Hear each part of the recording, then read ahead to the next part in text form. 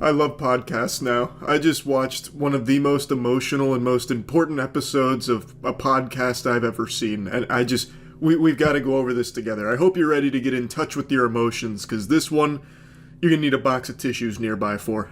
What's one thing that you love as a man in the bedroom that you think is kind of falling off today, that you think more men should be into, more guys should be doing? Oral sex. Eating pussy.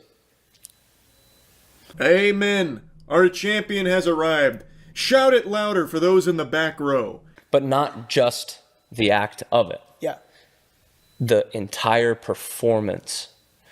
You should literally treat eating fucking labia, pons, clitoris, every piece, even inner thigh, as this like orchestral event. I agree, man. I don't... Ah, yes, just like the great artists that came before us, you must treat eating pussy like Mozart treated his symphonies. You're the conductor, and that flesh in front of you is your instruments. So slam her thighs together like they're cymbals and fucking tongue punch that pussy like it's the percussions. An orchestral performance is amazing. So I watched this whole episode, and this guy tries his best to be some kind of emotionally deep and profound intellectual throughout it. So as he's talking about eating pussy, it almost sounds like an ASPCA commercial where he's making it like so heart-wrenching, like it's weighing on him heavily, like taxing his psyche, thinking about all of the pussy gone uneaten. So he's like, I half expected him to be pitching a tent there with the way he was getting into it. Like I felt like he was starting to get hard. Girls tell me that they'll say, yeah, my ex would go down on me, but be no more than 15 seconds until he would just come up and then start inserting into me. It's like, okay, well, you're not going to get anything done in 15 seconds. I'm sorry. I don't care how good you are. You're not. Yeah. Things take time, especially when you're working with such a beautifully intricately designed, like, I love it. Oh yeah, you can see the butterflies get in his tummy as he gets the joy of talking so passionately about something he clearly loves so much. Vagina. Oh yeah, he's getting like the chills going over it. It feels like he's just pretending. It's so over the top, it just feels forced and fake. It honestly just seems like he's making an audition tape to find a girlfriend in the comment section on TikTok. It reminds me of like when people around you are talking about something that you don't really know about, but you don't want to feel excluded and be looked at like a weirdo, so you just kind of pretend like, oh yeah, Severance, of course I've seen it. I love it. I can't get enough of it. Stop me if I'm just, blabbering on, but I could go on and on for hours about this show. Like, the writing is watertight, and the cinematography is some of the best I've ever seen. Like, and that episode you're talking about, I was stunned. I was actually stunned. Meanwhile, I haven't started Severance yet.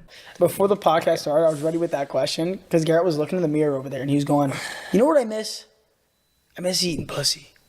And I was like, save it for the podcast. I do. So that's why he got so into it. Like, I could feel my eyes dilate saying that too, because... Slow down, Robert Frost. What do you mean you can feel your eyes dilate? He's trying to be poetic and shit, but it just comes across so silly. Brother, you have a problem. Before going on a podcast, he just stops and looks in the mirror to cry about how much he misses eating pussy.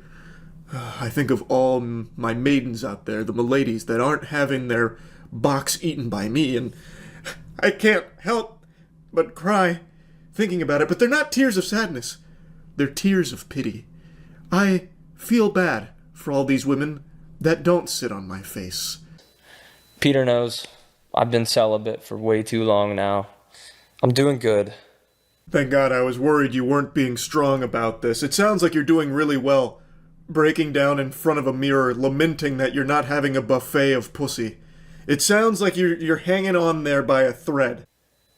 But I looked in the mirror over there for a second, and I was not doing good. Because I saw my eyes.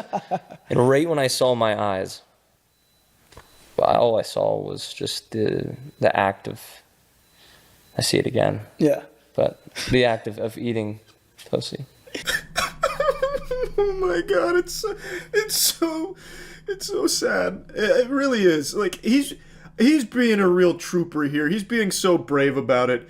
Like, this is up there with, Vietnam flashbacks. You can see the PTSD.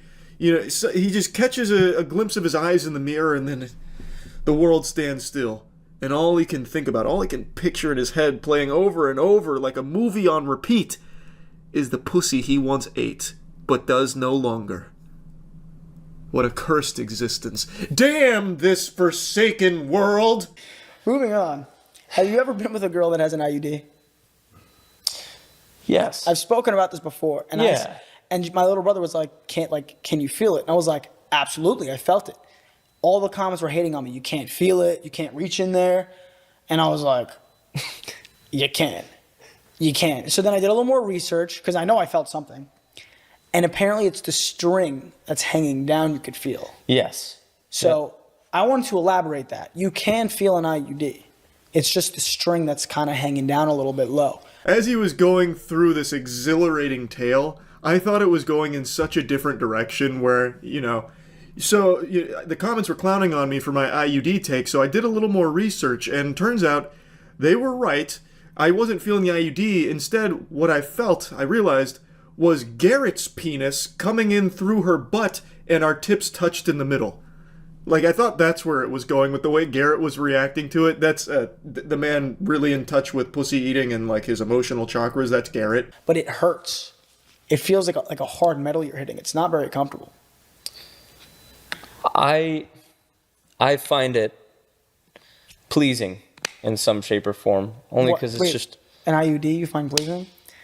Well, not pleasing, but it's a nice little surprise at the end, At the end? What the fuck are you talking about? We're about 30 minutes deep into the podcast here, and now even the host, Peter, is starting to get, like, a little concerned and on edge. Like, Garrett, what the fuck?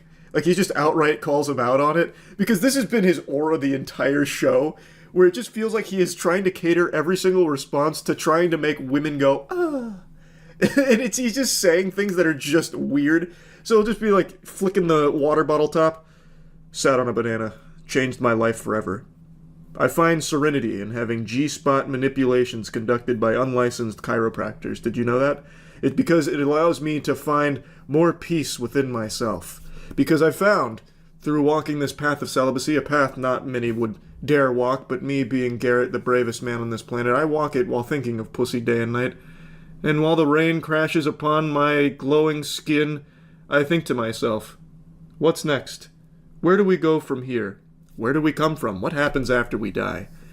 And these thoughts wash over me like a toilet bowl flushing a morning shit. And that's when I realize I miss pussy. I miss it so much because I just love it so much.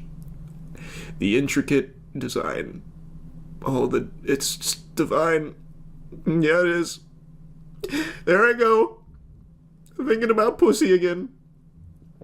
It's just such a beautiful thing. Yeah. IUDs. No, you're right, Peter.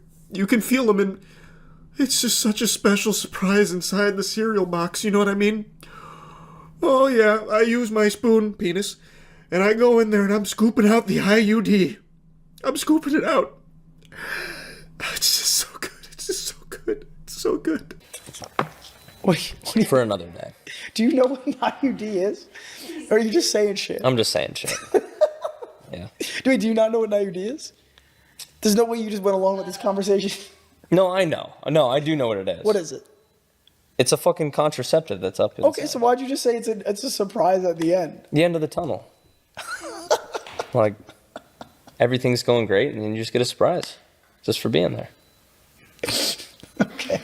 Garrett, you're overheating right now. Tell those neurons to slow down because they are cooking too much. Like, you're not looking like a desirable mate. Like, your wife isn't in the comment section right now leaving her phone number. Right now, you're looking like a fool. You wouldn't, I think I've asked you this, would you ever not sleep with a girl if she was on her period? Ever not sleep with her? Yeah, like, would you not sleep with a girl just because she's on her period? Like, would you be like, No, I would never react like that. How would you react? I'd be excited about the situation, actually. Pretty normal response. Oh, you're on your period? Yeah! It's go time! I love that he's like almost offended, like, no! I would absolutely not react with disgust. In fact, I would be elated. Like, I am at my most jubilant when she is on her period. I see that, and I can't stop smiling. It's the most special thing in the world, actually. I've always been excited. Why would you be excited?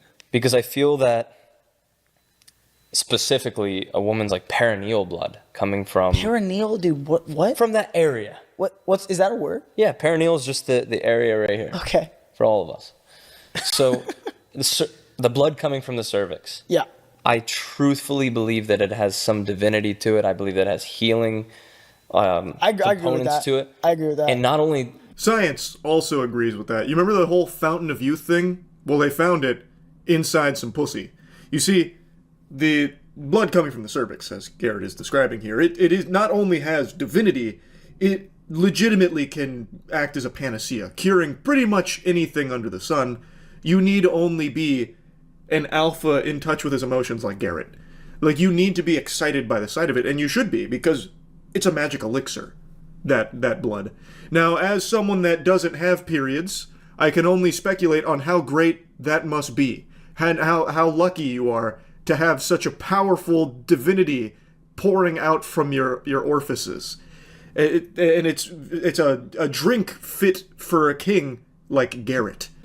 Is it a belief? It's just something that I love to entertain and be a part of. I feel like there's such a connective thing that you get to share. I think that's how you create a soul tie. It could be, and... It most definitely is a soul tie. I never stopped to think about it, but now it seems so obvious. Absolutely, it's a soul tie. Period fucking, it takes two souls and does this. And then they digivolve into one soul that's tied now. If it doesn't create a soul tie, it sure as hell creates a wonderful experience sexually. If I can't get my sword a little bloody, I'm on a good night. Dope. Words well spoken, bro. That was profound. If I can't get my sword a little bloody, not a good night. Honestly, I think that's the most beautiful conclusion to such an emotionally charged episode of this podcast. I fucking loved that. Wow. Garrett, thanks so much for your service to vagina everywhere. You're a real gift. Like, I don't know what he's doing right now. Maybe he's sitting in a dimly lit room, writing haikus, going over how much of a blessing it is to be able to even exist in a world that has pussy in it. And you know what? That thought brings me solace. That's about it. See ya. Hawk to a girl. I imagine a lot of you just rolled your eyes at that. It is a meme that, for a lot of people, is beyond stale. It's been run into the ground because over the last couple months, it's been everywhere. Hawk to a girl has, like, her name has been said more than Bloody Mary's name. It's like Beetlejuice, but when you say Hawk Tua 3 times, you'll get a new flood of 10 different videos from her in your feed. It is just everywhere and has been for a couple months.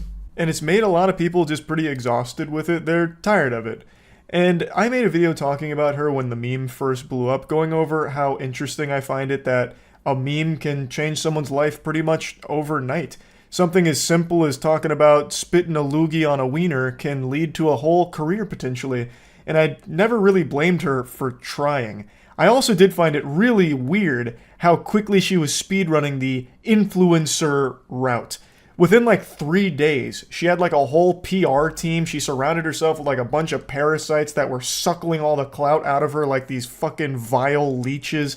Like, she was immediately talking about starting podcasts, starting her own, like, I think it was like a TV series or something. So she was going to launch the Hawk Tua cinematic universe to compete with the MCU from the sound of it. She was going on podcasts. She was getting paid like $30,000 to appear at clubs. It was insanity. And now the trailer dropped for that podcast, which comes out in a couple days, and people have been clowning on her for it. She is getting dunked on harder than I do when I play pickup basketball. She's literally doing anything to stay relevant. Does anyone actually give a fuck about her? Why are we keeping this girl relevant? Your 15 minutes are up. Your joke was funny for 2 days. Stop. Y'all really thought I was done? I'm just getting started, baby. It just feels so corporate and soulless. It just feels really inauthentic and artificial. That was what a lot of people said early on to the Hawk Tua timeline, that she was some kind of plant, because she did have like an entire government think tank assigned to her right away to try and like keep her name out there and keep people saying Hawk Tua, spit on that thang as much as possible.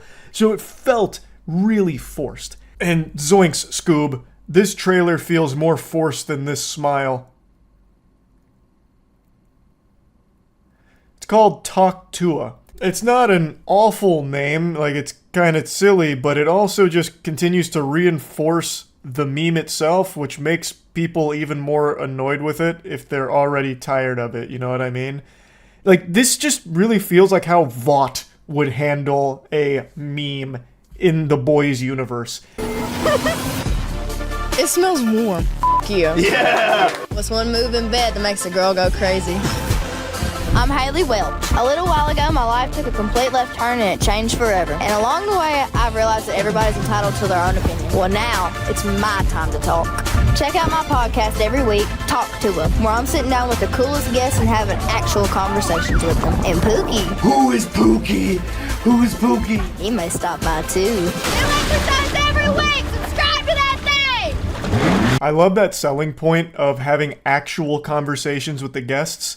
Look, I'm not a chef in the kitchen, but I can speculate on the menu. They're going to be serving up nothing burgers with those conversations. Just a hunch. I get the impression that this is all driven by a firm. So what I'm imagining is all the guests are going to have like pre-approved questions that are okayed by the department that's going to be like really sterile, really safe, and hyper vigilant of being like viral potential clips. So like her smelling a shoe or flipping that question about what's a move in bed that makes a girl go crazy. Like, that all feels really, really fake. Yet, one of the big selling points is it's actual conversations. We'll see, it drops in like 2 days. I could be totally wrong. But even still, it's not like every other podcast isn't having real conversations. Like, this isn't going to be the only real one, you know what I mean? It just ticks every single box that some kind of marketing firm would have you do for your sizzler reel and marketing material. Pookie might stop by. Hooey! It could be anyone. Who the fuck is Pookie? You'll have to stop in next week for this Talk to a season finale to find out. It could be goddamn Steve Jobs being brought back from the dead. Maybe he never actually died. Maybe Hawk Tua's spit acts as some kind of necromancy, and she's the damn saliva sorceress, and she revived him. Who knows? You know, it all just feels so forced. But I do still stand by my statement that I can't even really be mad at her for doing all of this. I really can't. Getting as lucky as she did with a meme blowing up and people like going and flocking to you, like that doesn't happen often. And that can be the dream job for most people on the planet, and she's trying to capitalize off it. I don't think this is the best way of doing it. I really think being more human as opposed to just being the meme itself and spreading that out. I gave this example before, but maybe many of you don't remember the tragedy of You're Breathtaking Guy. It's not a story the Jedi would tell you, but I've mentioned it before. Quite a few years back, Keanu Reeves was at an event and he was talking about how the game looked breathtaking, and someone in the crowd shouted, "You're breathtaking," at Keanu Reeves, to which he said it back to that gentleman. And that guy came forward, everyone cheered him on, he became an overnight sensation, and for, I think it was like almost a full year, he rode that puppy as much as he could. He was milking those titties dry. He tried to use You're Breathtaking as his branding. He called himself the Breathtaking Guy, if I remember correctly. And people got really tired of it really quickly. And that same thing seems to be happening to the Hawk Tuah girl to a lesser degree, though, because she does still have a lot of people that are really excited about this. So it is working to a certain extent, but I just really think the best path is to just separate from the meme a little bit. Like, hey, you know, this was my lightning rod. I know you guys know me as the Hawk Tuah girl, but, you know, I'm just kind of hanging out here. I started a podcast if you want to check it out, and just have it be more organic. Hey, I'm playing the One Piece card game tonight on stream if you guys want to stop in and tune in, as opposed to just like wrapping everything around the meme, because it just feels so inorganic. It really does feel like an industry plant situation to a certain extent. But yeah, anyway, just want to talk about it a little bit because I do find it very interesting. That's it. So yeah. There's a crazy phenomenon with the internet, with this wacky cyberspace, where the smallest interaction ever can change someone's life. Like, I'm talking about a single sentence sometimes leading to an entire career and changing the trajectory of someone's destiny. I think the best example of this is Danielle Bregoli. She had a viral segment on Dr. Phil back in like 2015, and it ended up with her saying, "Cash me outside," and people memed it.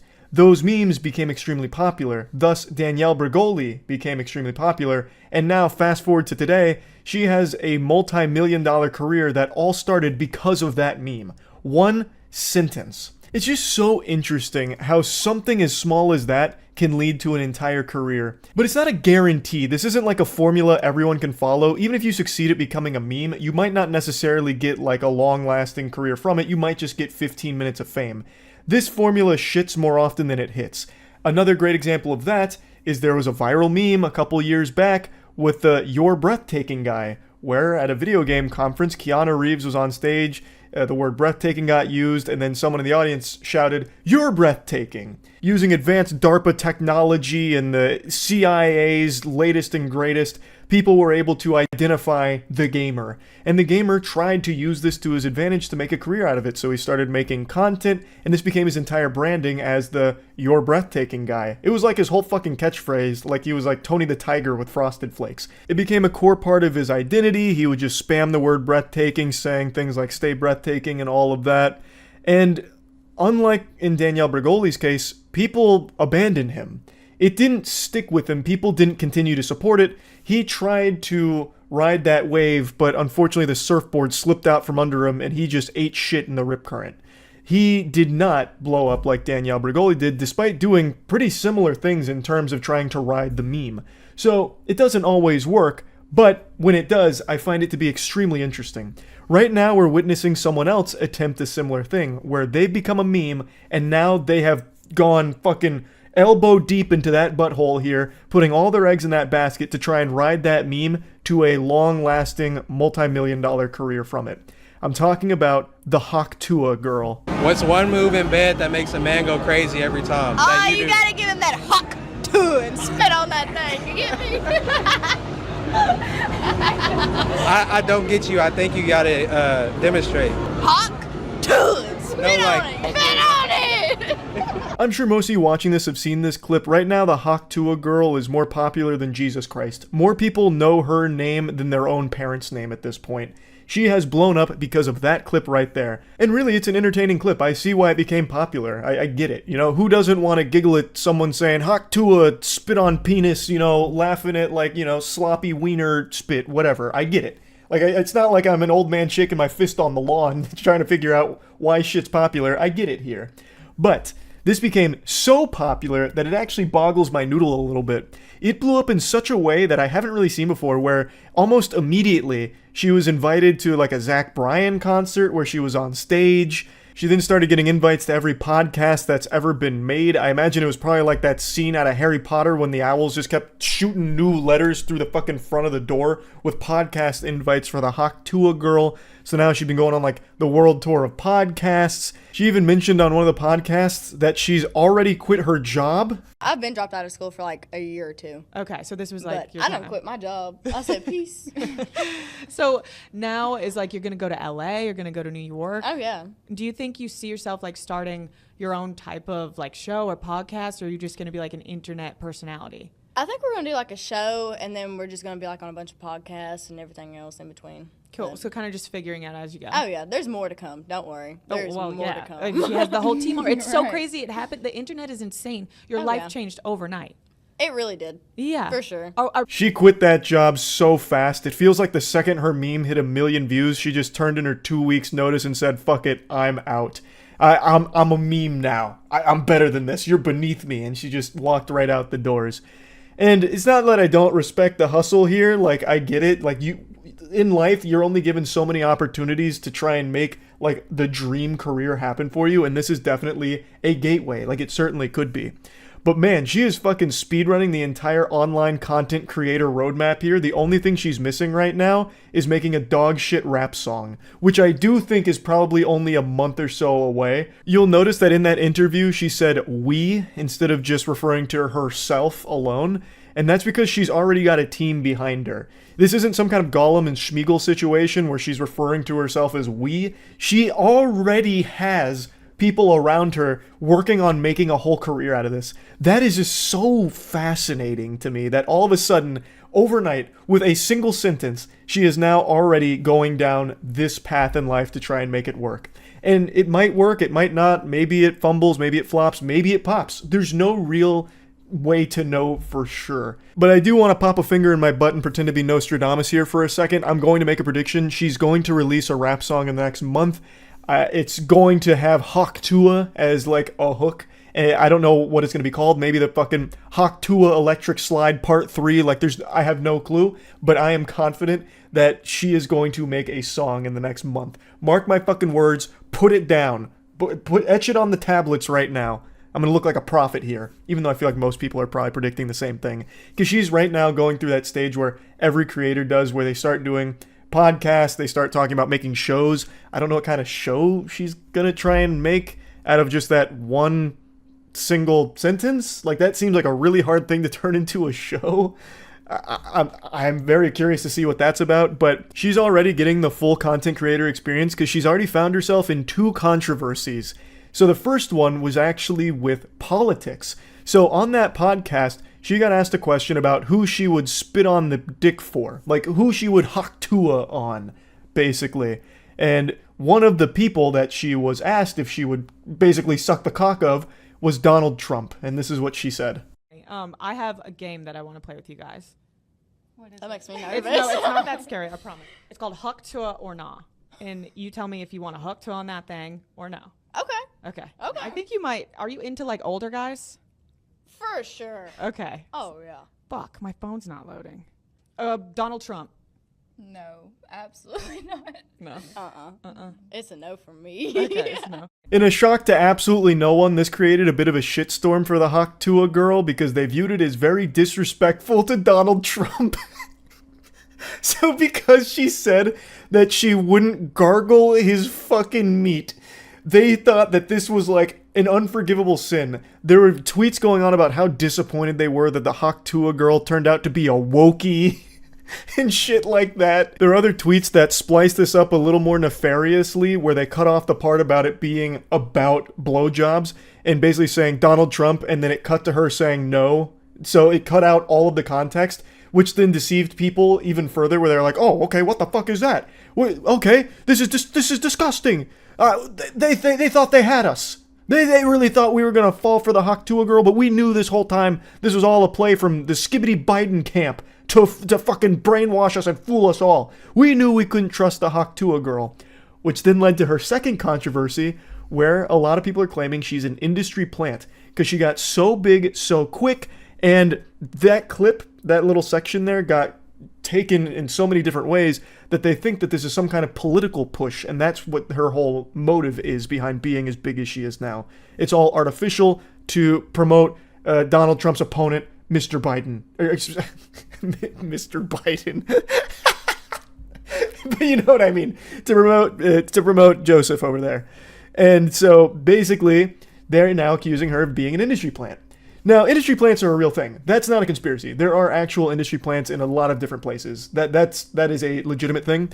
In her case, I personally don't think so. This really seems like a classic internet case of latching onto something really silly, and the person that was responsible for making the silly thing happen is trying to capitalize off of that 15 minutes of fame and trying to make something from it. So she's doing, and her team is doing everything they can to keep her in like the mainstream consciousness, because in the current climate of the cyberspace, it is a complete uphill battle to stay on the tip of people's tongues because everything changes so quickly. People don't even remember what was talked about 3 hours ago. Everything moves like at breakneck pace. It's cutthroat. So they know that. She knows that. So she's going on podcasts, going on stage, really trying to keep the Hawk Tua alive, just putting fire, more wood on the fire to keep it burning.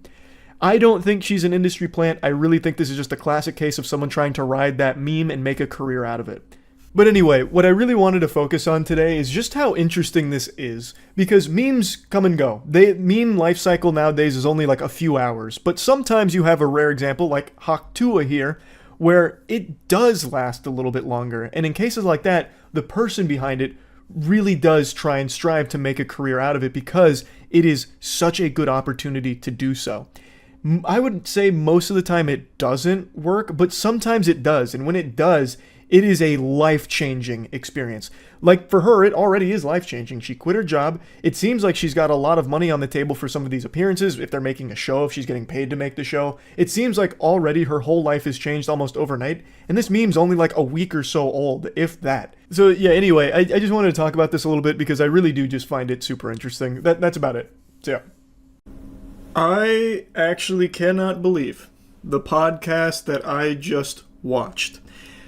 Who remembers Ned from the Try Guys, huh? Any Ned enthusiasts? Ned Fulmer, yeah, Fulmer family, Ned Fulmer guys, where we at, huh? Well, I'm sure you recall in 2022, there was the huge scandal that went public about how he'd actually been cheating on his wife for quite a while with their producer at the Try Guys.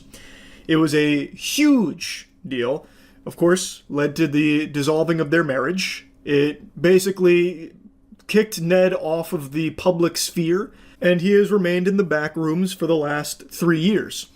He has just crawled his way out of the shadow realm and surfaced with a podcast called Rock Bottom with Ned Fulmer. His first guest, his ex-wife, so he could talk directly to her about all of the cheating. It's like podcast therapy or some shit. And it actually makes me think podcasting should straight up be illegal or have like some kind of like rigorous vetting protocol in place where you need like a license to own podcasting equipment. This is fucking agonizing. It takes so much to make me turn something off that I've committed to watching. I will stomach any amount of like revolting dog shit this planet has to offer. I could watch Two Girls, One Cup 100 times back to back to back to back to back to back to back without even blinking. But this was too agonizing. I had to turn it off after 30 minutes. It is brutal to sit through. I can only imagine what she was feeling with this, because he kind of like talks about himself as if he's like some kind of a victim, like a survivor of his own cheating scandal. It's weird. You have to see this. Strange to think that people are watching this and listening to it rather than just being in like a therapy setting. Oh, heck yeah. It's terrifying. Yeah. It's absolutely, yeah. I mean, I'm on the verge of like standing up and walking out of this room. Absolutely. Understandable. And no one on the planet would blame her if she did. I think that is a totally reasonable response. It is still so baffling to me that this even got made in the first place, to be honest. Now, Ned did give like a pre-game speech here, but I just wanted to show you that he did actually sit down with his ex-wife and have an hour-long discussion with her about him cheating and him like prodding her, poking her like, and how did you feel about that? Yeah? Wasn't good, was it? Thought not. It's so fucking weird. Hi, I'm Ned Fulmer. 3 years ago, I cheated on my wife with my producer. It became a massive public scandal that caused a lot of pain to a lot of people. I know that I represented myself as a kind of wife guy who talked about his relationship and put that out there for public consumption.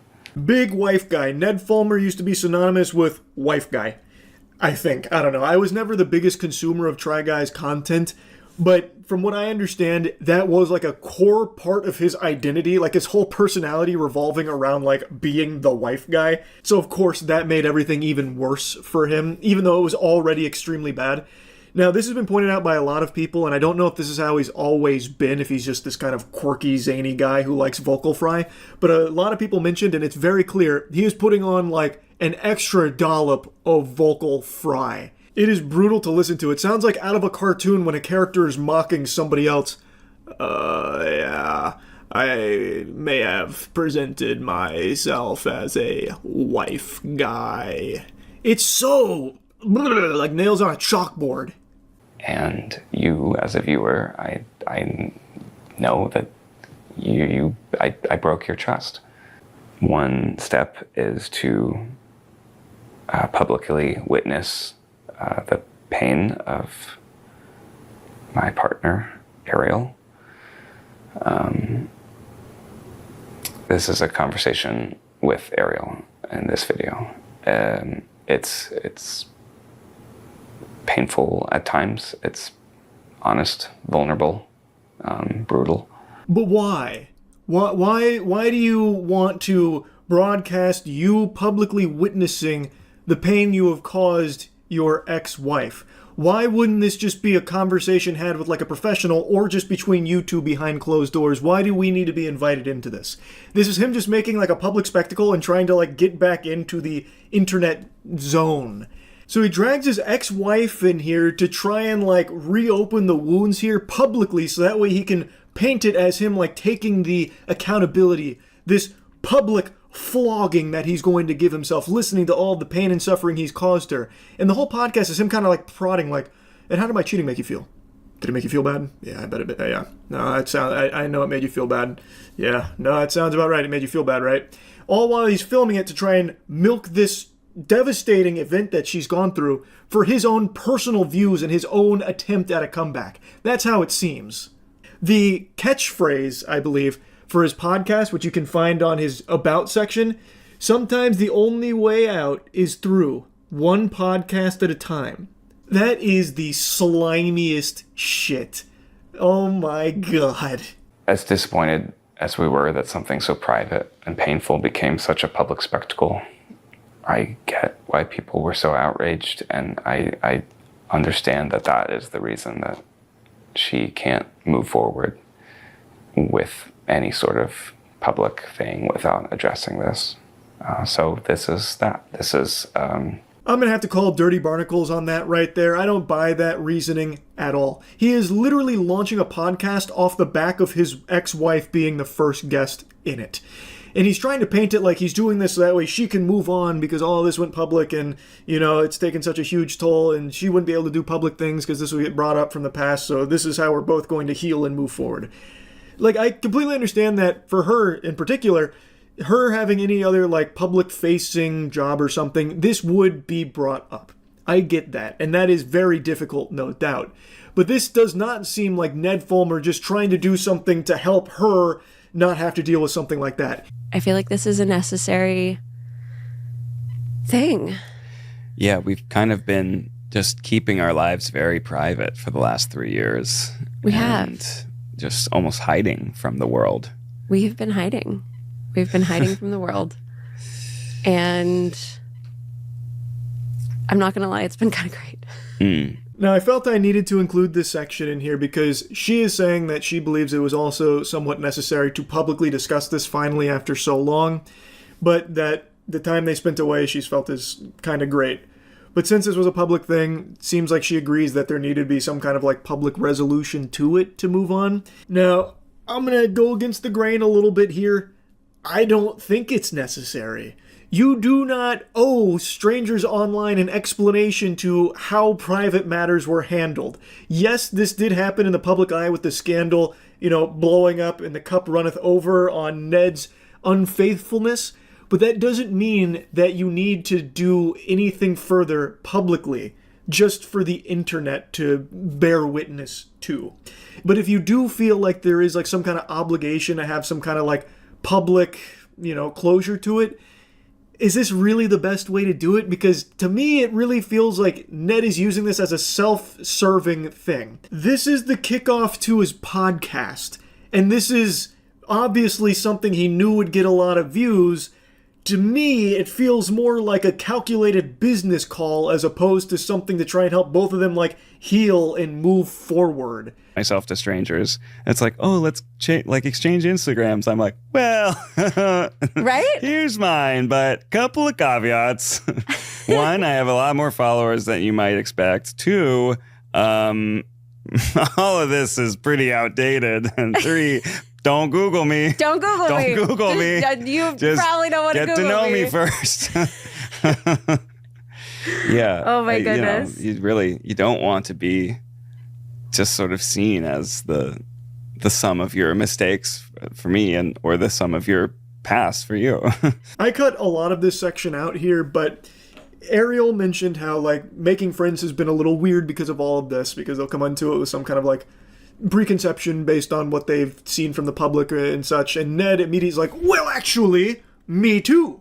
I'm going through something similar. I'll try and make a friend, introduce myself, and they like ask for my Instagram. I'm like, whoa, bump the brakes, buddy. Instagram, I don't know about that. Whatever you do, don't Google Ned Fulmer. Definitely don't do that. You know, you don't want to be viewed with some of your mistakes, or I guess in your case, Ariel, the sum of the past. Am I right? Yeah, we're kind of like two peas in a pod when it comes to this problem we're both experiencing. And he's like trying to like meet her in the middle there, like relate to her. But Ariel did nothing wrong. Ariel is completely a victim in all of this, who is now sharing like how it has affected her, even like socially making friends. And Ned's like, oh, me too. I'm super victimized by it as well. Like they Google Ned Fulmer, they see I fucking cheated on my wife, and they don't want to be my friend. It's so weird, right? Like you and I were going through like the same thing on this. Am I right? Like this is what I'm talking about, where I feel like Ned's not actually trying to like help, you know, move forward here. It really feels like this is just his springboard for the podcast. We are still friends. We have children together. We go on trips together. Right. Like, you know, there's a spectrum of being together, not together. Right. Like there's ways in which we're together, but it's like the way that everyone wants to know, like, are you guys still like an item? Are you guys still a couple? Like, no. We really haven't been at all this last 3 years. No, we haven't. So I've been saying ex-wife this whole time, but now that I'm rewatching this section, that's not the case. Apparently they are still technically married, but they are separated. They are not like dating, they're not a couple anymore, but they're not divorced either. And I think that might have been covered later in the podcast, but like I said, I could not stomach this whole thing. It's actual misery. It is literally like this miasma of like sadness. So I didn't finish the episode where that might have been addressed, but this whole time I've been saying ex-wife. But that, I guess, is not the case. What is for sure, though, is that they are not together, and she has not forgiven Ned for what he's done. People ask me, like, do you forgive Ned for what he did? And, I mean, the answer is no. Absolutely not. How can you forgive somebody for lying to you, for cheating on you? No. Fuck no. Like,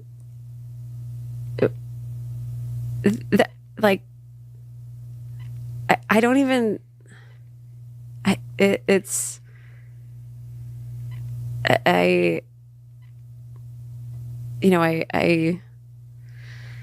sorry, I saw red for a minute. It's like, no, the answer is no.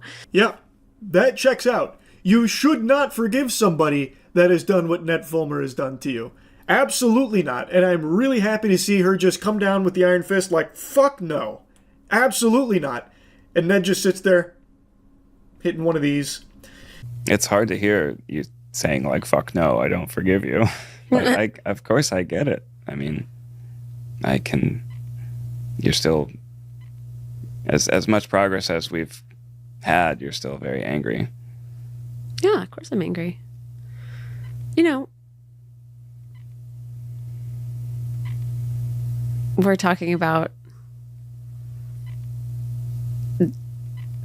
like, this is where I started getting like a little wiggle worm-esque, where I was like kind of squirming in my seat a little bit, because now it's getting much more into the meat and potatoes of like the cheating itself, which Ned is spearheading the conversation of.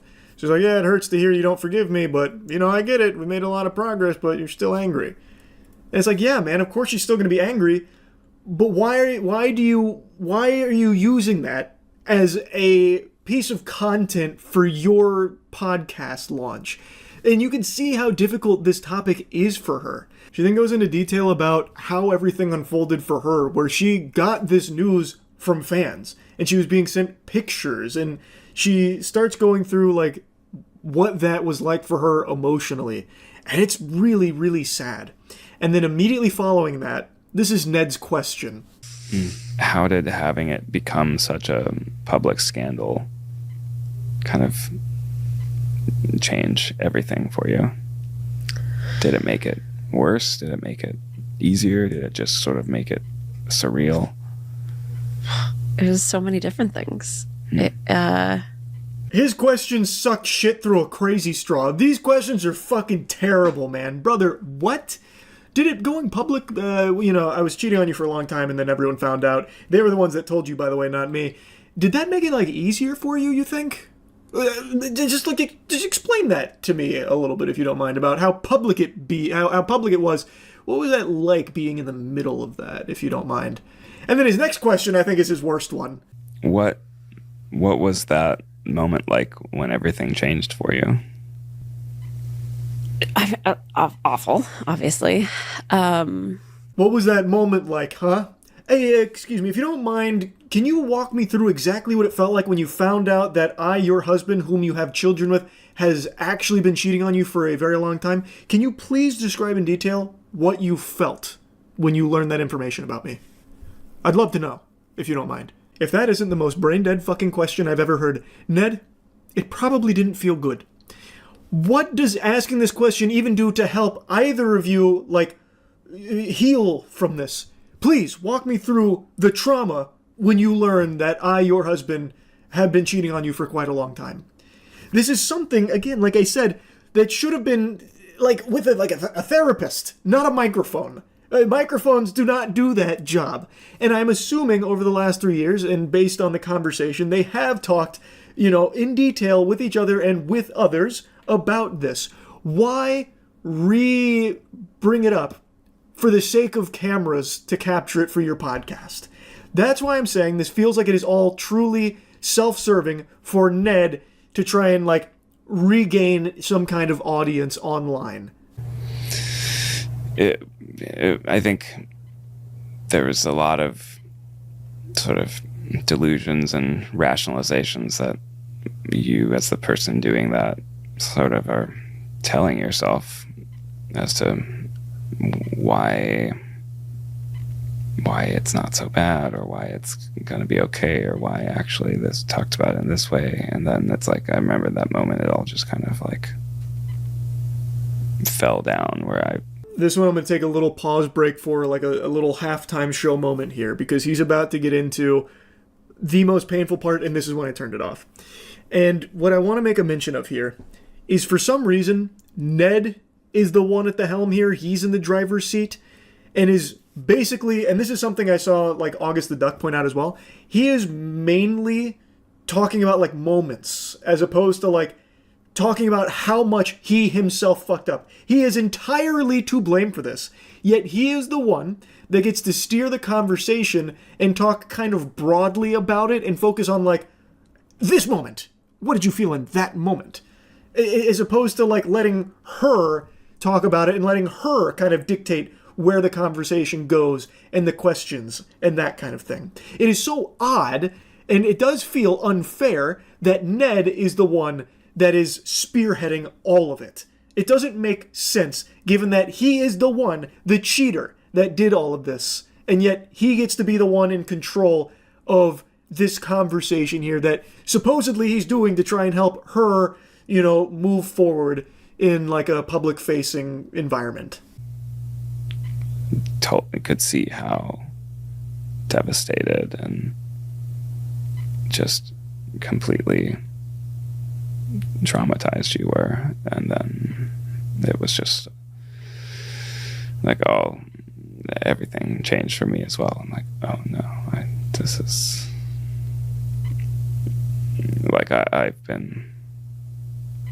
I've been hurting this person that I love this whole time. You didn't realize until then? Well, but then there's other things you tell yourself to kind of sort of compartmentalize, or I guess.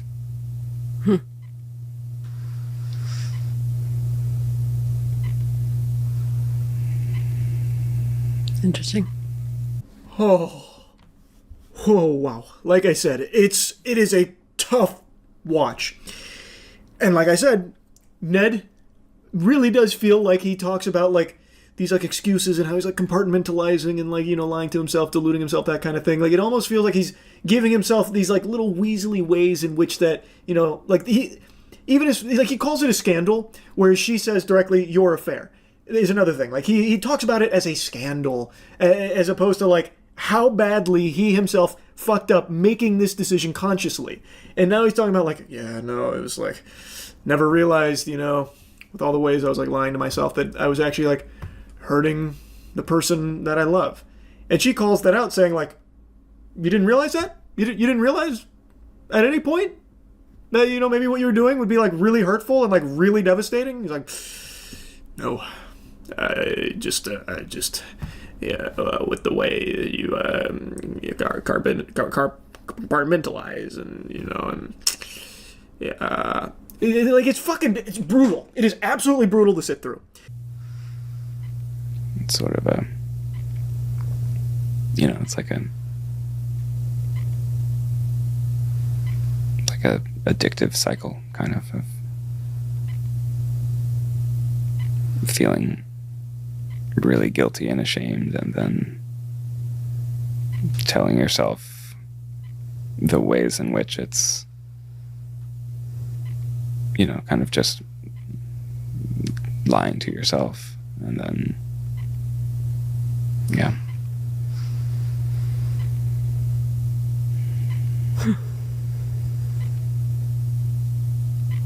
That sigh said 1,000 things without even needing words. Ned, what the fuck? He's just bumbling. Like he is actually spitting mumbo jumbo. He's saying nothing. Literally nothing.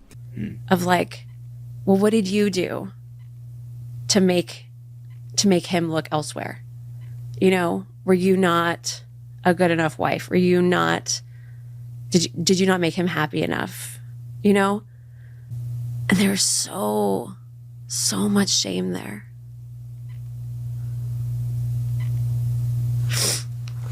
And I'm so tired of holding that. I'm so tired of holding it. Unfortunately, this is a very real thing that she's describing right here, where there are people that when they hear about a husband cheating on their wife, their first response is, well, what did the wife do to make the husband do that? Must have been her fault. What, this harlot? What? She must have done something wrong. Must have been some kind of harpy over there. No, surely it was the wife's fault that Ned Fulmer, you know, would go elsewhere to find a suitable woman worthy of his benevolent being.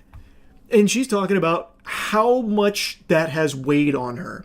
And she then directly asks him, how does it make you feel hearing this? That you did this to me. You have basically, you know, put this hex on me in some people's eyes that will not go away. How does it make you feel to hear that? I don't think it's fair that as a society you're put in that position. It's certainly not true. And no, it's not something that I imagined as I was doing that. I think none of it was. If you really like let it sink in just how much you're hurting your partner and how devastating it is, like, how could you do that? It's still very difficult now, even 3 years later, to see you in pain as you're talking about that. And I guess there's nothing I can do to change the past or to help. This right here sums up the Ned attitude for this. This is a very manipulative answer, in my opinion. She is giving a very real account of something that she now has had put upon her because of Ned. Even outside of like the devastation to the marriage, there are people that will look at her a certain way because of what he has done. And she is now saying, how do you feel about that? Is that something you've considered? And Ned, instead of like even addressing like, yes, I did this to you, I recognize I did this to you, he instead says, I feel really bad that unfortunately society does this. Ned, you did this to her. Yes, it is sad that society will do that. But whether or not you want to acknowledge it doesn't change the reality that it does happen, and it is something she has to live with now as a result of your actions. He softly tiptoes around it, instead focusing more on like the problem that society has with this perception that they'll put on people. I'm so sorry you're going through that, honey. What a shame. This is what I'm saying. he kind of like cushions his cheating. Like, for instance, he mainly refers to it as a scandal. Ariel's not afraid to say, like, your affair and, like, what you did, but when Ned's talking about it, it's like, oh, I was lying to myself, you know, with this scandal, this scandalous stuff, that kind of thing. Like, he really likes that nomenclature. It just feels like he is very much trying to, like, soften it a bit. So, I just don't buy from his side that this was supposed to try and help Ariel in some way. I don't get that feeling from him. And far be it from me to question how Ariel wants to move forward from all of this. If she does feel this is the best way of doing it, then I would then ask, why did Ned take over most of the conversation? Maybe it changes towards the end of the podcast, I'm not really sure. But for the 38-ish minutes or whatever that I watched before just tapping out, it was all Ned that would lead these talks and control it. He would just try and poke a, like, how did you feel when I cheated? So that way she would talk about how awful it was, and he'd just sit there nodding his head. But it was always him taking the discussion where he wanted it to go. And every step of the way, I really got the feeling that Ned was playing just how awful what he did was. This was an awful thing to sit through. Like, it truly was fucking brutal.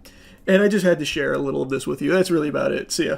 This is an embarrassing thing to admit out loud, but I've recently found a great guilty pleasure that I've been consuming like junk food.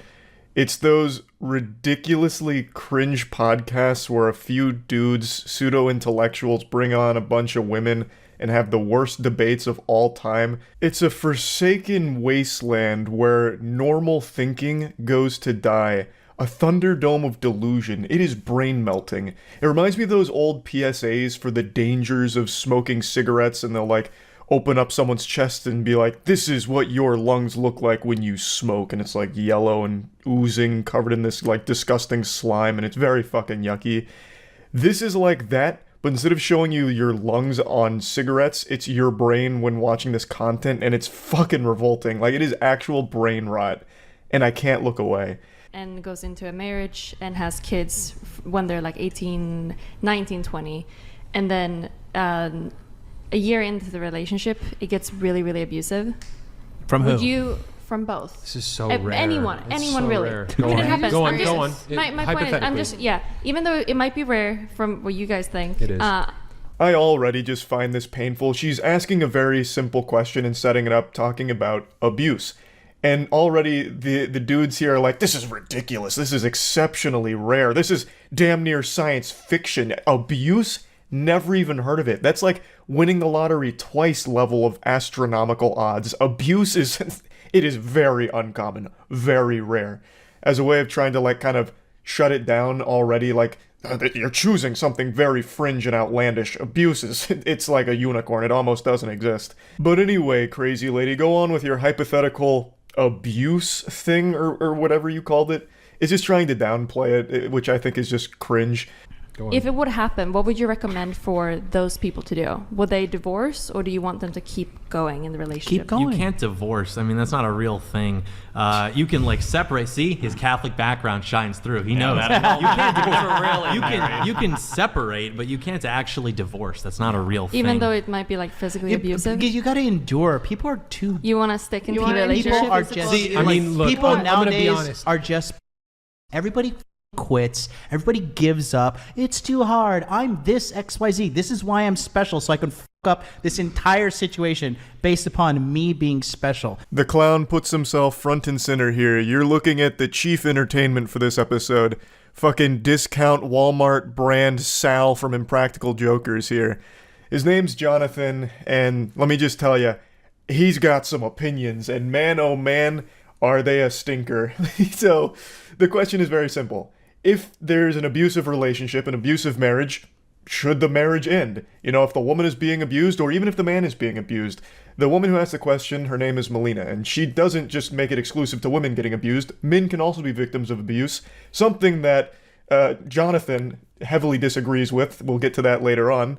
But he is saying that, if it's an abusive relationship, you have to endure. This is the problem with snowflake society now. Everyone's such a pussy, so they'll ruin a marriage because they think they're so special. You absolute fucking troglodyte. It's not about being special. It's about not getting beat the fuck up in a marriage. There's no excuse for abusing your spouse, whether it's physical or mental. Like, it's the most... There is a right answer to this question, and the answer is yes, the marriage should end if it's abusive. 100%. Whether it's the woman or the man being abused, it should straight up end. There's no enduring. This isn't one of those situations where it's like, there's greener pastures once you get through a couple of the black eyes and broken bones. My husband may have beat the fuck out of me a couple nights ago, but he also took me to a really fancy steakhouse and I had an absolute bangin' filet. So, all of the abuse was worth it, and I'm a little happier today. It's ridiculous. This is honestly making me concerned. My heart is breaking for whatever woman he's in a relationship with. I'm imagining this guy treating relationships like it's Fight Club. If my partner can't roll with my knuckle sandwiches without crying about it and she wants to leave for it, well then good riddance to her toots. Jesus Christ, special snowflakes can't handle a few of my right hooks. Ridiculous. That's frightening. That is a frightening mentality, that you're telling someone to just endure physical or even mental abuse in a relationship and calling them like a special snowflake or a pussy if they don't. That's crazy. And also his cohort there, the goofball he's in cahoots with, who's like, man, divorce isn't real. Divorce is make-believe. It's hocus pocus. There's no such thing as divorce. Yes, if you're getting abused, you can't divorce, obviously. This is a wild episode. And the reality is people just haven't learned to endure. There have been hard times in relationship. I'm sure you guys had hard times in relationship. Any relationship has hard times. Okay. And it is what it is. You need to push through and you need to endure, because we're in this abused? Hold on. Because we're in this situation now, like where everybody's just creating this like super nuanced, like 1% example of like, well, what if the kid's transgender, black, and abused and he's a Black Lives Matter supporter? Like, cool. Okay. Yeah. I get like that one minute but I'm asking situation. For anyone that might be in that situation, what would you recommend? Okay, endure. I'll tell you what. I'll tell you what. I'll tell you what. Endure. I'll tell you what I would do. A lot of diarrhea fell out of his mouth on this one here, so there's a lot to break down. He had an actual episode of psychosis there. He just started spitting shit that never even came up. It's a very simple question. It really wasn't nuanced. She just said, in an abusive relationship, should the marriage end? It really doesn't get more simple than that. A fucking child could understand the question. There wasn't anything about, like, all these nuance that you bring up. But anyway, Smash Mouth has his meltdown there for a second, but his message is still the same. No matter what, you gotta endure. You gotta endure the abuse. He even has the chutzpah to equate abuse to just a hard time in a relationship, as if it's just some little obstacle, little hiccup that every relationship goes through. Brother, abuse is not a hard time in a relationship. That is a fucking crime. That is when a relationship ends, should end.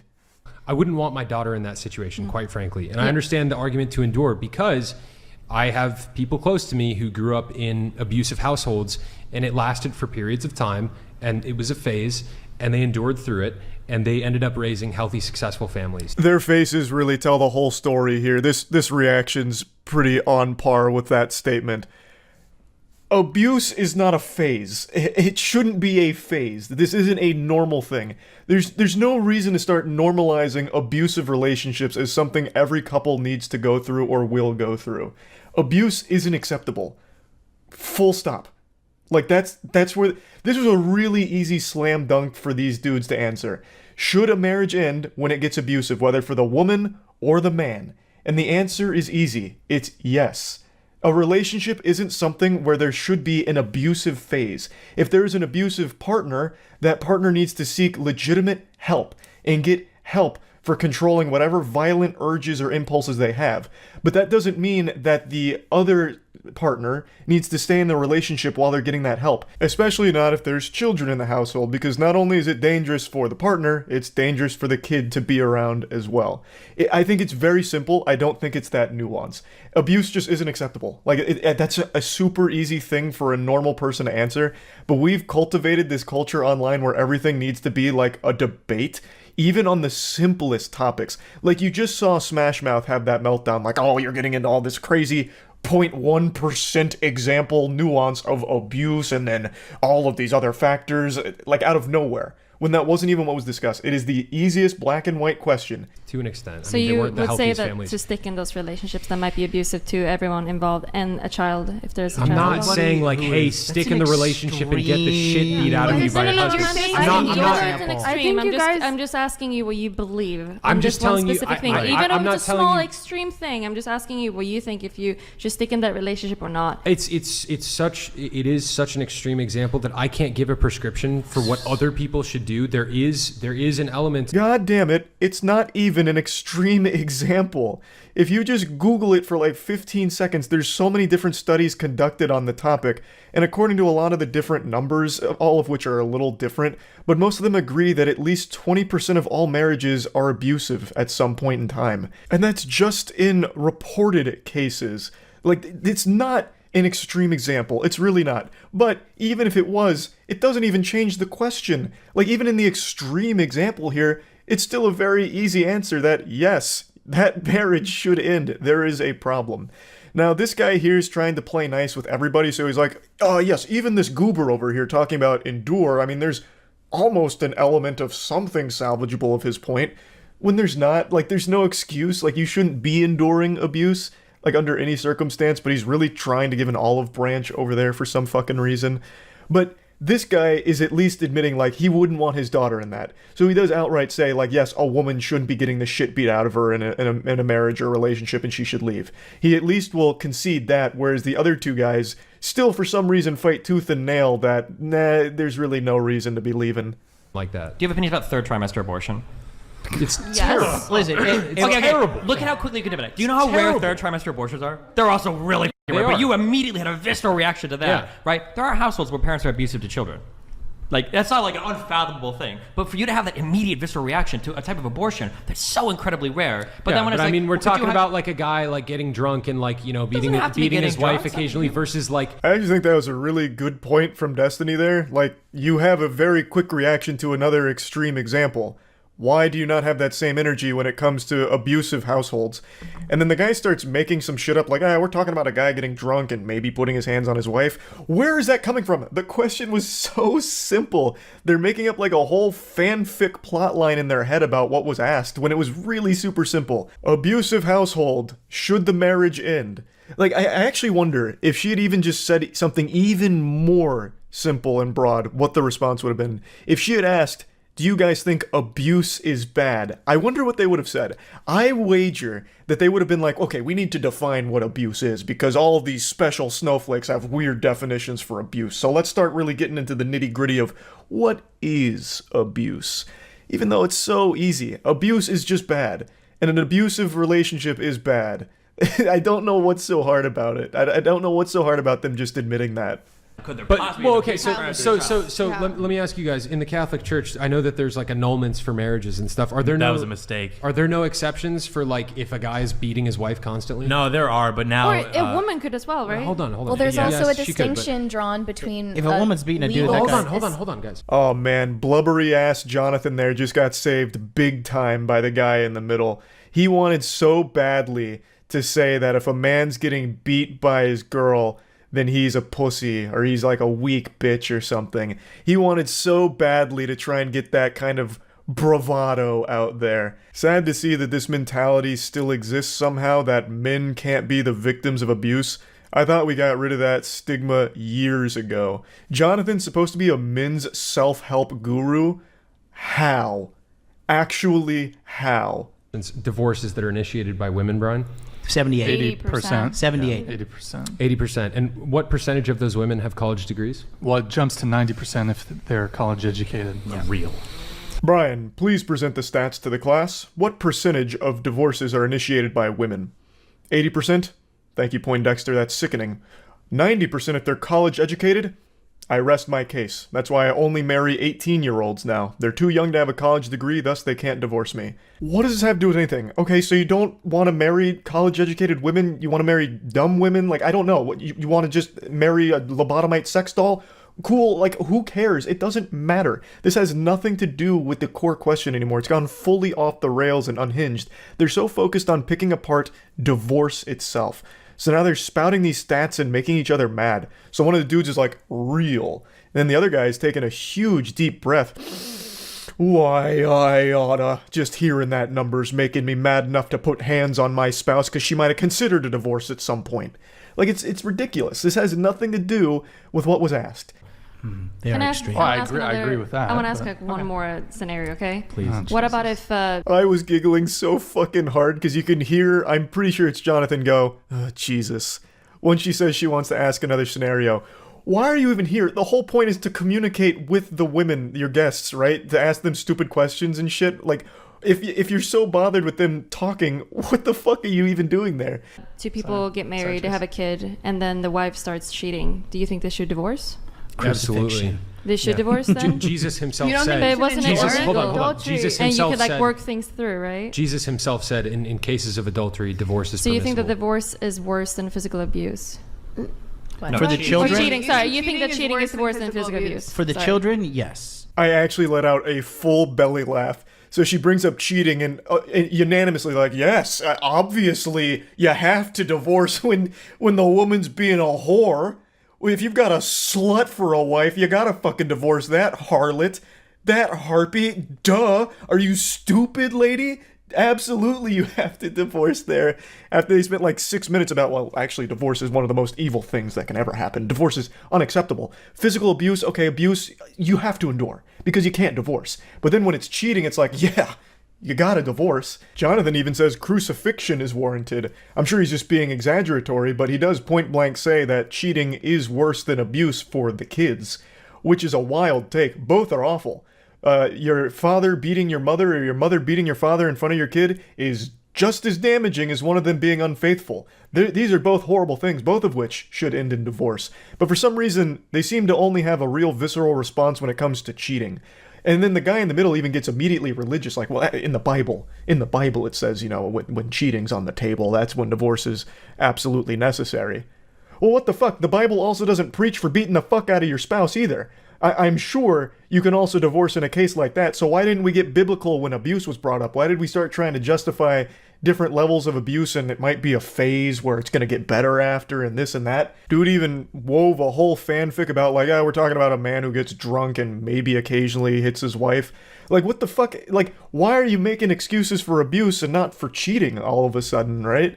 Like, and Melina even calls that out. She's like, oh, well, what about, like, working through it or, you know, maybe the cheating's a phase? And like, no, absolutely not. Cheating is the end-all, be-all. This is crazy. Like, I was absolutely howling with laughter when we got to this segment in the podcast. Absolutely I think I'm not going to say this is worse. Divorce is worse for the children. I already said that if a woman's getting abused, yeah, I think she should leave. Like, No. I mean, if it's a brief temporary thing, like What if it's mental abuse?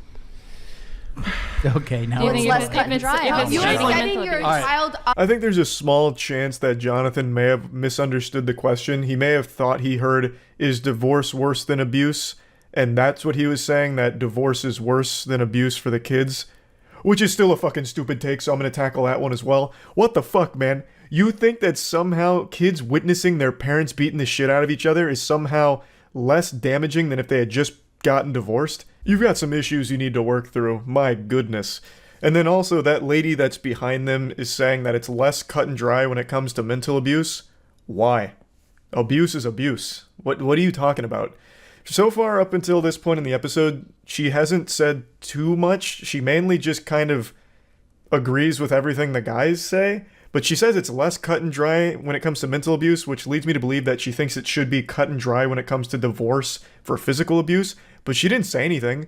She didn't chime up and say like, hey, I agree, the marriage should end then. She just stayed silent because I guess she was just looking for things to fight them on as opposed to agree with, which I think is always such a weird component of these debates where if you agree with your opponent, you're apparently losing, or you lose points by doing so. Which is so fucking backwards, and that's why I think debates in general are kind of worthless, because it's never about changing someone's mind. It's always about just cementing your own beliefs and never faltering and never changing perspective on anything.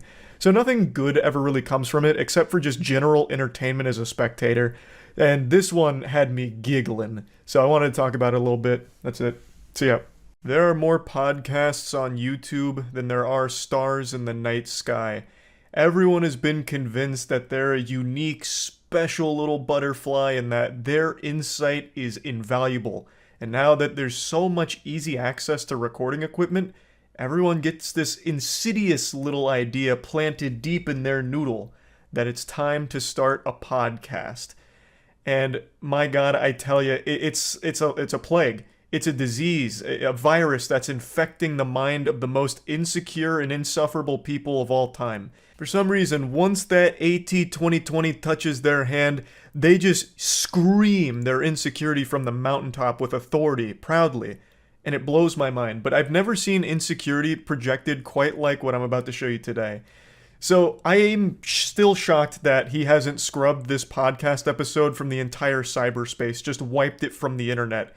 Like, if this was a clip of mine, I would have paid every penny I have to my name in order to ensure this never sees the light of day again, that this clip stays buried, like the fucking Millennium Puzzle from Yu-Gi-Oh! It is that embarrassing.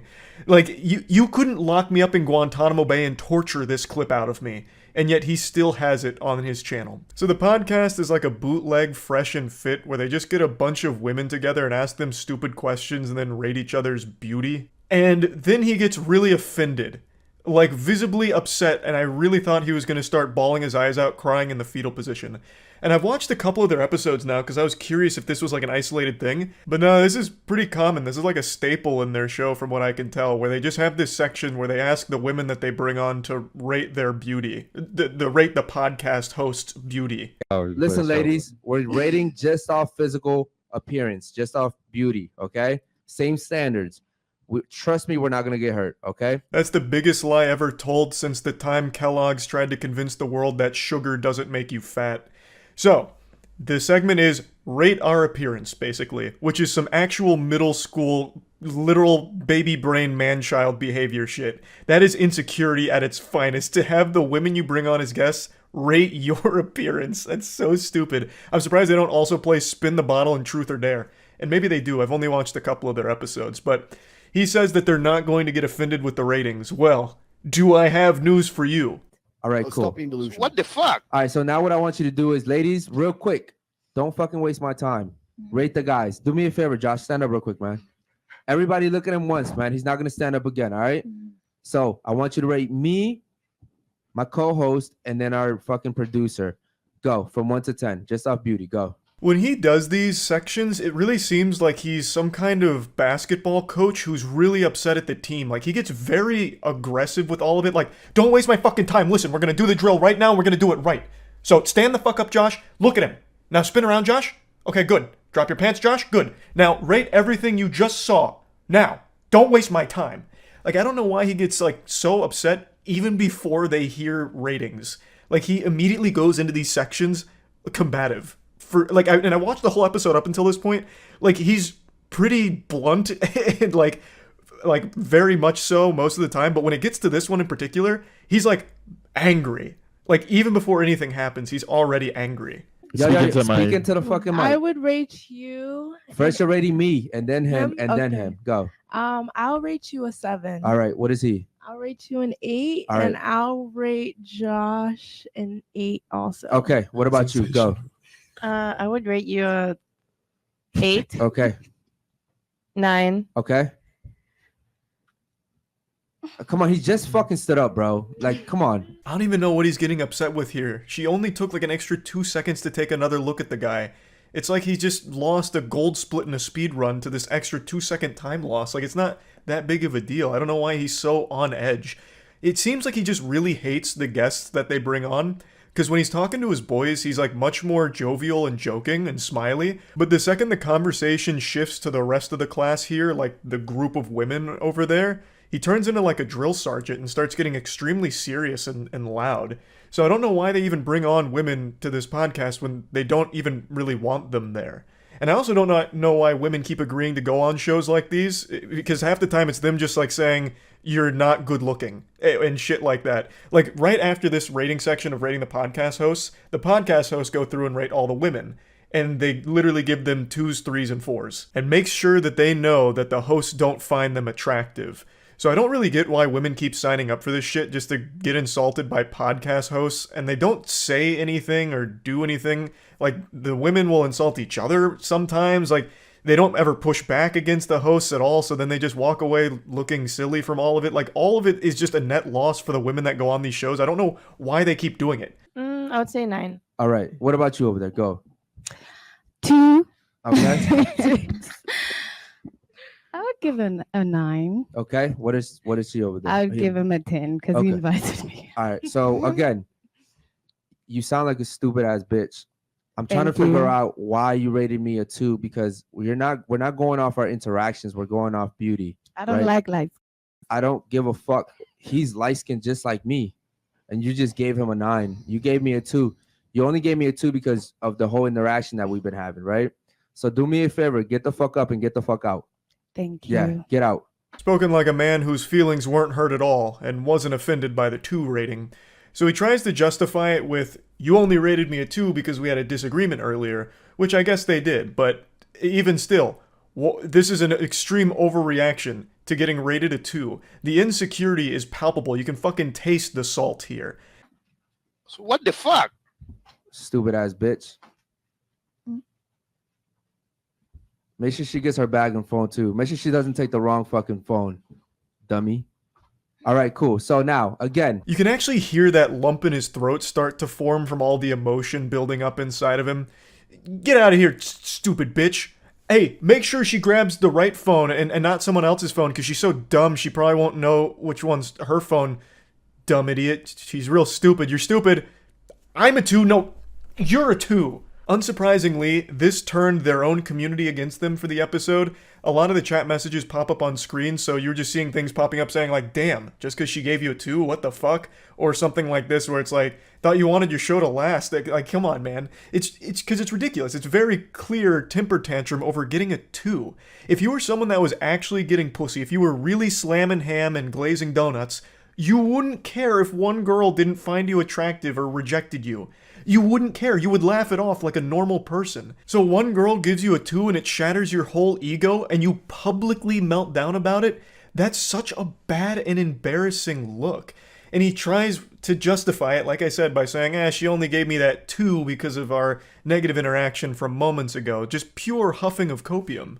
We're just going off physical beauty, okay?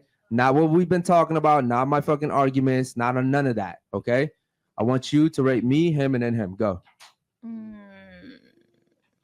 Can you stand up for a second? You didn't see me before the show? Yeah, but I just forgot. I mean, Just stand. It's not that hard. Okay. You're an 8. God damn it, bro. Go ahead, rate him. Podcast is now turned into like a hostage situation here. All the women seem on edge, and I actually just can't believe they didn't leave after that. Like, again, I don't understand why women keep signing up for this shit. Like, no one seems to be having any fun there. The hosts especially don't seem to be having any fun. This guy's co-host seems miserable, but he does liven up it a little bit when he gets to rate the other women and gives them like 3s, 4s, and 5s and all that. But it's just so awkward and weird. The only explanation that I can come up with, the only rational way of explaining this, is that the reason women are signing up for this show or shows like it is because they're being paid for their time, so it's like an hourly wage just to go there and be insulted or bouncing stupid questions off of. That's the only thing that almost makes sense. Like, so they just come on here to play a game of grade my friend's appearance for 2.5 hours or whatever. I mean, really, someone summed up the situation really nicely in the comments. They said, podcast is called Unfiltered, yet kicks a girl out for her opinion. And that is just such a nice, concise way of breaking it down and the silliness of all of it. Again, I watched a couple episodes just to try and get like an understanding of the content. There's nothing there. Everyone seems miserable most of the time, or they bounce the dumbest questions around. They always just do a grade our appearance thing, which who wants to listen or watch that? Like, I as a viewer, let's say that I was a huge fan of this podcast. Why would I want to keep seeing what women say about my podcast hosts? Like, why would I care? There's nothing there. There's no entertainment there, especially when one of them's super insecure about all of it, who's going to freak out if he doesn't get a 9. It just doesn't make any sense to me. So yeah, just wanted to talk about it a little bit. That's it. See ya. What happens when you get 3 of the most uninteresting, out of their prime frat dudes in a room? They make a podcast. And like all other alpha podcasts, they focus on shitting on women. But this time, the unique selling point of this alpha podcast is all 3 of them rolled a 0 in the charisma stat.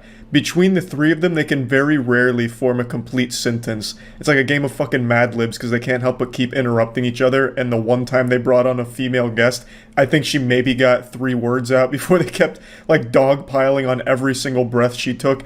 It is an outstanding disaster of insecurity. It's also adorable how hard they all try to appear as like this peak sigma alpha masculine specimen.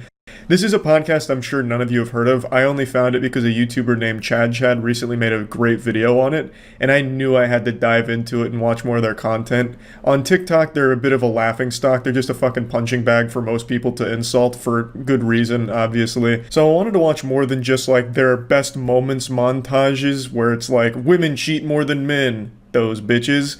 Like I wanted to watch like the actual full context and full episodes. They have 3 right now. But it was so hard to watch them because every time they try and speak, it's like a kid who gets called on in middle school to stand up and read in front of the class and they're nervous. They just drone on and on, getting lost in their own sauce, forgetting what they were even talking about. They just keep fumbling over words and they just keep placing new filler words in there and it makes no fucking sense. It's like, I have no mouth and I must scream some dumb shit, but they just can't do it. Let me show you. Yeah, plus like too, when you're in that bracket of fucking really financial, I'm not, but one day I will be, when I'm in that bracket of like being fucking rich as fuck. Right. I feel like, especially like, I don't know, like a lot of dudes get played for their fucking money. And, yeah, a lot. And they look like fucking fools. Because after a while too, money could only get you so far with getting pussy and shit. Well, it depends. At the end, and it's true. And like, they'll be like, oh, fuck him. I'm tired of him. The fucking housewife. That bitch was plotting. He was plotting from the jump. It's funny because I was that's like, her personal need. Yeah, right. Which I don't understand. That's what I'm saying. So Yeah, like, fuck that.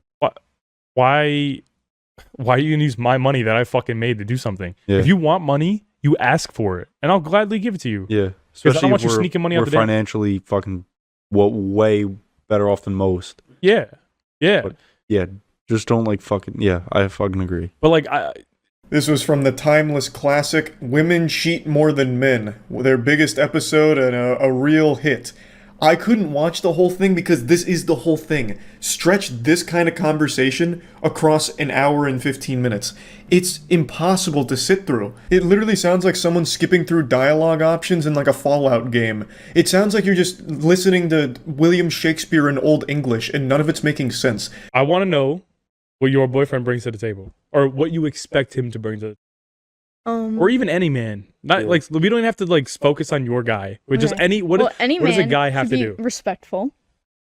Okay. So looks don't play a role in the first part. There you go. Just let her go. Yeah, let her go. Relax, buddy. Let her go. This was a really big moment for the podcast. They really went out of their comfort zone and brought a girl into the boys' club in order to get deeper insight into females. Unfortunately, she wasn't able to really speak that much because the crew didn't really like when she'd talk. So like right away they just ask, what do you want in a guy? And she says respectful. The fucking room goes silent and one dude's like, so looks don't matter then, huh? Like he gets so deeply offended off rip. All 3 of their minds were blown. She said respectful, and one guy just, his whole soul is crushed like, what about looks, huh? What about looks? Are you lying to me, you crazy fucking harpy, huh? You come onto my podcast, you old battle axe, and you're spreading fibs? No, respectful doesn't exist. Not even a real word, not a thing. Looks, that's all that matters. That's what I've read on the forums. Don't fucking lie to me again on my own show. I say, if my wife lets herself go after I have kids with her, if I'm going to tell her once, if you don't get your shit together, I still want to be sexually attracted to my wife, my spouse. But if you Even can't girlfriends. do that, girlfriend too, if you can't do that, I'm out. All 3 of them are pretty dumb, but this guy right here is like the superstar imbecile. Every time he says something, it's the dumbest shit. He was the guy that immediately got offended when the girl mentioned the word respectful. It was like a fucking vampire getting hit with sunlight when he heard that. He just started like melting and like in pain. All he cares about is looks and pussy, from what I gather. That's his whole personality. And anything that challenges his belief that looks are the only thing that matter in the world, he takes great offense to. So this video they disabled comments on because they were getting clowned on ruthlessly. And, very un-alpha-like to be a coward and disable your comments. They're keeping the video up and apparently they had a response to it, which they took down because they also kept getting clowned on with that. Can't confirm because I can't find it. Yeah, his whole point is super goofy. So my wife has kids with me, and then she stops getting hotter, and I don't find her hot anymore, and that's her fault. I give her one chance. If she doesn't fix herself, I'm out. Aging is cringe. So when my wife hits 40, I'm leaving her ass, and I'm going back to dating 18 and 19-year-olds.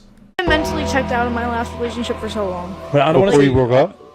Yeah. But another point. Close the fucking show. Another point. No, but another it doesn't point. say anything. Hold No, up, it's hold not up. like anything bad. No, But no, it's like not after you. everything Hold up, I'm I've gonna been let you through. finish your point. And I'll let you finish your point. Guys at home watching, if you're fucking, once you'll know when your girl's mentally checked out, and when she's mentally checked out, she will entertain any dude. I'm not saying you. There's always exceptions to the rule. I'm saying they'll entertain dudes. They'll fucking even cheat on them. They don't give a fuck because once when their mind's gone, the vagina still could be there. But once when the mind's gone, the heart's gone, they are done. There's no coming back from that. So like, you know. Oh my god. He's absolutely right! Oh! He just blew the case wide open. I fucking love that this dude immediately interrupts her for the millionth time just to make like an absolute nonsense point. The vagina might still be there, but the heart's gone. The soul went to hell, and now she's cheating on you there. Right? And the Avengers music, oh, it just sounds so good. It's like he's making the most profound speech of all time. Like, hey, shut the fuck up real quick, lady. I know I asked you this question, but now I'm talking. Cue the orchestra. Hey, cheating and pussy. What's up with that? I genuinely just can't wrap my head around this whole crew here. I don't even know what he's thinking is going on right now. He thinks he's being so deep and profound and like this is somehow supposed to be inspirational, but it's not. It's not even close to anything at all. No, I got this right here. Women preserve their value, men create it. Let me explain. Exactly. Guys care about a girl's past, a girl cares about a guy's future. Just like if your boyfriend. I care about your past. Hold up. I have no doubt the three of them are pretty close to illiterate, but what that guy's saying right there is verbatim what all of the other YouTubers who are alpha males try and parrot. They all vomit that exact same line into each other's mouths, and just like Ouroboros, just keep eating each other's asses for all eternity. That whole men create value, women preserve it, guys care about a girl's past, girls only care about a guy's future. They treat each other like anime protagonists. It's literally r/I'm 14 and this is deep. This is literally sad Facebook statuses from 2010. It's very clear that this guy in particular was very deep into the whole pickup artist community or whatever, because this shit is the exact verbatim shit that they all said in their seminars. I've watched a lot of those on YouTube nights on stream because they're really fun to laugh at. And to a certain extent, I do feel bad for this guy because he got fed this so much that now he's adopted it as a truth and the cycle just continues. Hot topic. Very hot. Girls cheat more than guys. Oh, fuck yeah. Girls cheat more than motherfucking I was dudes. waiting to say Period. that, bro. Period. They're sneaky. 100%. It's my personal mentality because I'm better than everybody. Yeah. I'm not an NFL player. I haven't been to the moon. I'm still better than you. That's how you gotta become. You gotta think you're the best before you are the best. Yeah. Right. Yeah, everybody. That's my personal mentality. Yeah, he's not an NFL player. He's not a doctor. Hasn't been to the moon. Hasn't had a meaningful relationship. Hasn't been able to read an entire chapter from a Harry Potter book. But you know what? He has a podcast, so he is better than you, pussy. I feel like if I was an employee at the Best Buy they bought the Blue Yetis at, I would be overcome with guilt if I ever found this podcast and recognized them. I'd be like, fuck, I could have stopped this from happening. I could have been the hero if I just didn't sell them the Blue Yetis. It could have all been stopped before it even started. Honestly, this has nothing to do with what we're talking about, but what's your take on fitness chicks? Valid. Like as fuck. They're superior to all women. Top of the line. Agreed. Fitness chicks are superior to any woman. They posted this themselves as one of their highlights. Like, this is one of their finest moments they were proud of. Just fucking imagine that mentality, that this conversation is like a moment you're like, yep, pretty proud of that one. I mean, to be fair, in their defense, they didn't fumble through sentences. because there were no sentences here. It was just like individual words back and forth. Man calls it together like it's a goddamn city council meeting. Boys, gather around. Titties. What do we think? Do we like that? Valid. Milky. Top of the cream of the crop. Yes. I have absolutely no doubt in my mind that if I actually did finish all 3 podcasts to completion, there would be a million more wild and wacky moments, but it's just so hard to sit through their podcasts, so I haven't done that yet. So these were just some of the highlights that I found. These are the ones that were posted on their own TikTok, and as well as just a couple of moments that I skimmed through their podcast. And yeah, I just wanted to share this because this is just another very silly alpha male podcast. That's about it. See ya.